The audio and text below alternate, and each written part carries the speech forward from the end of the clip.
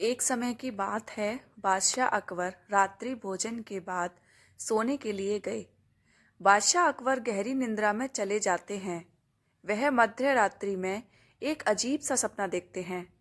इस सपने की वजह से बादशाह की नींद अचानक से खुल जाती है। बादशाह इस सपने का मतलब समझ नहीं पाते हैं। इसी परेशानी के कारण उन्हें पूरी रात नींद नहीं आई।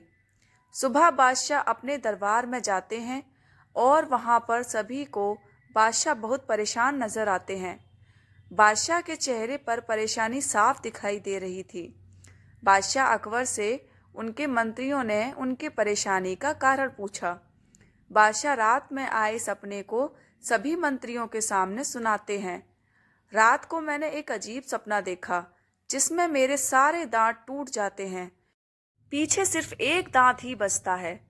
बादशाह ने सभी मंत्रियों से इस सपने के पीछे का कारण पूछा। तब सभी मंत्रियों ने एक मत होकर बादशाह अकबर को सलाह दी कि किसी विद्वान पंडित या ज्योतिषी से इस बारे में पूछने पर जवाब मिल सकता है।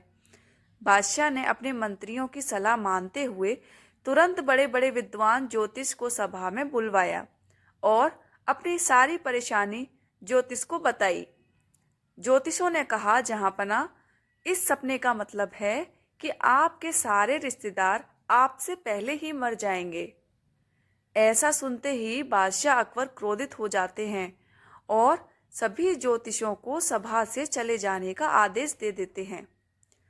बादशाह अकबर ने बीरबल को सभा में आने का आदेश दिया। बादशाह अकबर के आदेशानुसार बीरबल सभा राज दरबार में अपनी उपस्थिति देते हैं। बादशाह अकबर बीरबल से पूछते हैं, बीरबल, इस सपने के विषय में तुम्हारी क्या राय है? कुछ समय सोचने के बाद बीरबल जवाब देते हैं, हुजूर, मेरे अनुसार इस सपने का मतलब तो बहुत ही अच्छा है। आप बेवजह चिंतित हो रहे हैं। बादशाह खुश होकर बोले, अच्छा, तो बीरबल जल्दी बताओ इस सपने का क्या मतलब है।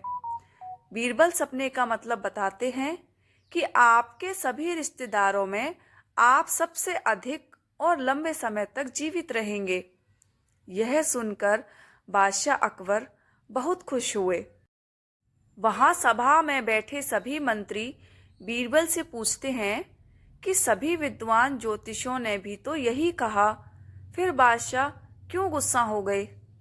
बीरबल ने कहा, किसी भी विचार को बोलने की अलग अलग शैली होती है। किसी के सामने बात को सही तरीके से बोलना चाहिए। इसके बाद सभी दरबार से चले गए। किसी भी समाचार को बोलने के दो तरीके होते हैं। एक सकारात्मक तरीका, जिससे सभी को वो समाचार बुरा होने पर भी कोई फर्क नहीं पड़ता, और जब वही समाचार नकारात्मक तरीके से बोला जाए तो सभी को बुरा लग जाता है। इसीलिए हम सभी को कोई भी बात सही ढंग और शैली से बोलना चाहिए।